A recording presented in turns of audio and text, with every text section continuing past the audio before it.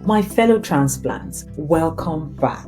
Have you ever felt as if the doctors in the West are too quick to label a Nigerian or an immigrant child with ADHD or some behavioral disorders? I'm sure you've been wondering that, why the same child who would have been called an active or a stubborn child back home is suddenly being put on medications here in Canada. And you're wondering, are we overdiagnosing them, or are we just seeing things differently? So just stick around, because today we'll be talking about this hot topic. And as an immigrant, a physician, and a Nigerian myself, I've also asked the same questions. And based on my experience, this is my own 2 cents to answer the question: are our children being overdiagnosed with ADHD and mood disorders? And how do we tell real concerns from cultural differences? And what is the best way that we can actually advocate for our children, advocate for our family? Just stick with me, because this is going to be an eye-opening conversation. First, let's talk about the elephant in the room. Let's talk about ADHD. What is ADHD and what is mood disorders? What they actually are. ADHD, also known as attention deficit hyperactivity disorder, it's actually a condition that affects focus, associated with impulsivity and hyperactivity. Then mood disorders, on the other hand, these are like things like anxiety or depressions. These mostly affect emotions and behavior. But here's a twist. What we could normally see as a problem in Canada, it may not be considered as one back in Nigeria. Back home, a hyperactive child or an overactive child, usually we can just consider them as being playful or maybe energetic. And a child who is struggling to focus, at most, you might just tell them, you need more discipline, blame it on the parents, you lack discipline, you need more discipline and all that. But in Canada, we've started to see why there is such a big difference in how these kids are diagnosed. Some immigrant parents that I've discussed with, they're actually concerned that, especially in schools and their doctors in Canada, they're usually too hasty, because these things come with a label, and they're so hasty to label these kids without considering some cultural differences in like parenting, education, and even discipline. But at the same time, let's not ignore some real concerns here that needs attention. So we need to be able to strike a balance. So how can we do this? The next point we'll talk about is, when should you actually seek help? Now, let's be real. Some children do have behavioral issues. Some children have mental health issues that require professional help. And I'm talking both home or abroad. They have these issues. But you need to know, if you're in a place like Canada or even Nigeria, you need to know when to seek help and when to actually take a step back and allow professionals to do what they can do. So let me discuss with you some signs that may indicate that your child actually needs some medical evaluation. Number 1, a behavior that disrupts their daily life. So if your child's actions consistently affects their learning, affects their friendships, affects their home life, it may be more than just stubbornness. They might actually need to be evaluated. Or if they start having, number 2, if they start having extreme emotional reactions to something, other children will see it and react in a certain way, but for them, it will be exaggerated. So they're having intense mood swings, aggression, or excessive sadness that it's usually persisting for weeks. To be quite frank, whether home or abroad, that child might need medical evaluation. Then number 3, if they are constantly struggling with focus and impulsivity. I'm talking if the children are frequently putting themselves in danger, or they cannot complete simple tasks without, prompted and reprompted, despite structure and guidance. So you've put in a good structure, you're guiding them, you're doing everything right, but this child is still struggling to complete tasks and constantly putting themselves in danger. They might need evaluation. And then if you're getting feedback from multiple sources, I'm talking teachers, caregivers, other parents, and even their friends are starting to notice some challenges in connecting with this child. And I'm talking multiple sources. It might be worth investigating. But before you're jumping into conclusions, just take a breather, take a step back, consider the setting of the child. Sometimes this behavior happens in specific settings, but you want to confirm, does this behavior happen only at school? Does it happen only at home? And does it happen in every situation? So context really, really matters. It's a big deal here to help you to kind of know when your child needs extra support. So the next thing I want to talk about is how to confirm a diagnosis. Now, I like to tell people, don't rush. Making a diagnosis of mental health illness is not something you do quickly. It's something that you take your time to develop, right? So it's not done in a doctor's office under 2 minutes or 5 minutes. right? And definitely not in a virtual appointment that you're doing under 2 or 5 minutes. So don't rush. So let's say you've decided to speak to somebody, you've decided to seek medical help. What happens next? Number one, they're going to do a comprehensive assessment. A proper ADHD or behavioral diagnosis should involve a detailed history, feedback from teachers, and structured assessments. So like I said, a 5-minute conversation with a doctor is not enough to diagnose. They could suspect it, but to make that diagnosis that is going to stick to a child, they're going to need a comprehensive assessment. The second thing is second opinion. This really, really matters. If you are not sure about a diagnosis, seek another doctor's perspective, preferably one with experience in treating immigrant children or culturally diverse populations. They will be able to help you. There are some immigrant health clinics and some doctors there who might be able to provide you with a second opinion. So that matters, especially when you're in doubt. Number 3, which is another important thing, it's important for us to rule out other diagnoses and other causes.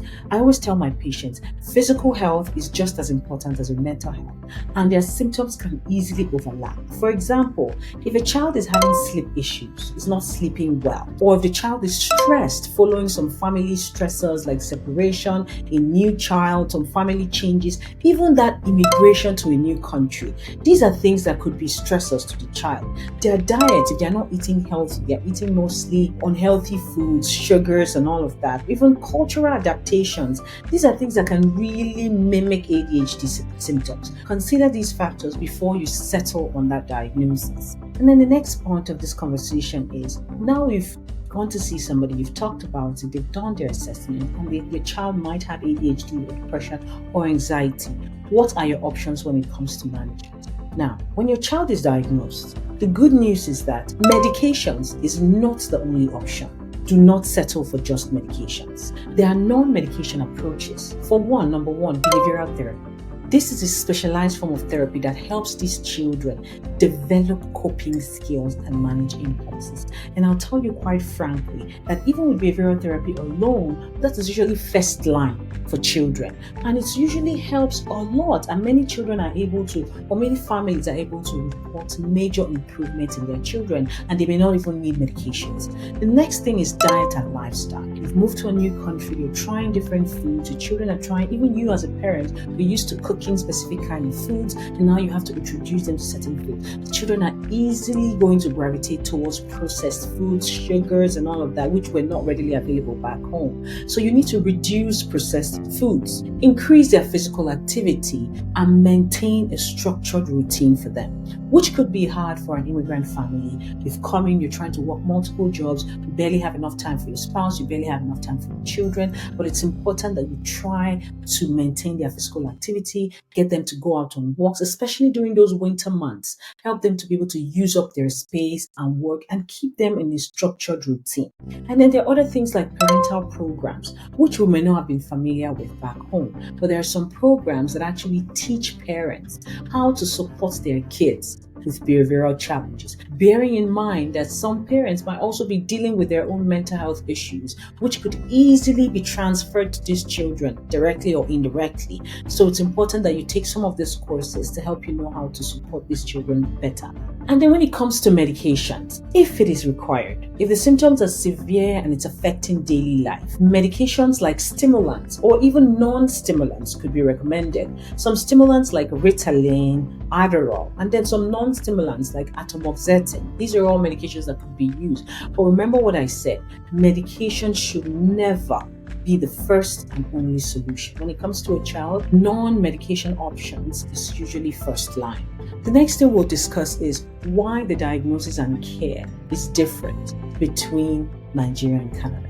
This is my take on this, right? These are my suspicion. But here's a thought for you. Back home, if you see a child, I like to imagine this, so you see a child who might have ADHD, and you tell the child, go and bring that bucket. Go and bring that bucket. Go and bring that bucket. You say it like up to 5 times. The child is just looking at you or just absent-minded. And suddenly they just remember where they are and kind of remember where their focus is. That could just be a suggestion. I'm not saying that child has ADHD, but it could be a suggestion with ADHD, right? But jokes aside, there is a real gap and we wonder why, right? So why is there that gap in making that diagnosis? One of my thoughts are around cultural differences, obviously. In Nigeria, there is that strict discipline, which we often use instead of therapy or medication. Your uncles will intervene, your aunties will intervene, your parents and everything, your pastors, they'll all intervene, your friend's mother, everybody will intervene. Basically, it takes a village. In that case, we use a kind of strict discipline. We don't mind flogging, we don't mind punishing, as far as it gets us certain results. And of course, this definitely has its own pros and cons with that, right? The next point that I find is healthcare access. Truly, many children in Nigeria simply don't get diagnosed because mental health is not prioritized, and we hardly have enough child psychiatrists or even psychiatrists to make that diagnosis. Another thing could be the education system. In Canada, usually if a child is struggling in school, they'll most likely get a referral for ADHD testing. But in Nigeria, they might just be seen as a child who is not that serious. You are a failure. You can never make it. You need go to be and work with the cutting trades. grass. They might just look at you as somebody who's not serious, but nobody's going to take the time to think, oh, this child is struggling, maybe it's ADHD, let's have them assessment. These are my thoughts, right? So while ADHD is a real condition, we must also consider how cultural perceptions impact diagnosis and treatment. That's why I still recommend, if you need that second opinion, you can seek out some immigrant-friendly clinics where they're sensitive to these cultural differences, and they might be able to provide you with some answers, right? So, my dear parents and caregivers, the next thing is, how can we advocate for our children, especially in Canada? Overdiagnosis is real. I've seen it happen many times. Many children that may just be going through a rough patch can easily be diagnosed with ADHD. And if you suspect overdiagnosis or you want to ensure your child is getting the right support, I want to give you some suggestions of things that you can do. Demand for a detailed assessment. Don't accept a quick diagnosis without a full evaluation. And I'm talking, it can either be done from a psychiatrist, psychotherapist, or even your family doctor, but it has to be detailed. Okay? Another thing, seek out culturally competent care. If you can, find a doctor or a psychologist who understands immigrant backgrounds, and then ask about alternatives to medication. Because I find that as far as diagnosis go, making a diagnosis is one thing, but the idea of putting your child on a medication, who knows for how long, especially if there are stimulants, can be quite bothersome to a parent. So explore behavioral therapies, lifestyle changes, and like family therapy before starting medication, and then request for school intervention plans. Many schools can provide extra support without immediately labeling a child. So they can be able to provide you with support, just some extra reading support time without any necessary diagnosis or anything like that. So you can request for those. So once again, my fellow transplants, this is my own 2 cents. Okay, so the takeaway here is ADHD and behavioral disorders are real, but overdiagnosis is still a big issue and it's a concern. The key here is balance, seeking help when it's needed, questioning any quick labels that is handed to your children or even to yourself, and advocating for your child's best interest. So let's keep the conversation going. What are your thoughts? Have you or somebody you know faced challenges navigating ADHD or behavioral health concerns in an immigrant family? If you know anybody like that, just share your thoughts on our social media handles, and let's talk a bit more. Until next time, stay informed, stay empowered, and always advocate for the best care for yourself and for your children. Well, this is me, Dr. Amma, signing off until we meet next time. Bye-bye.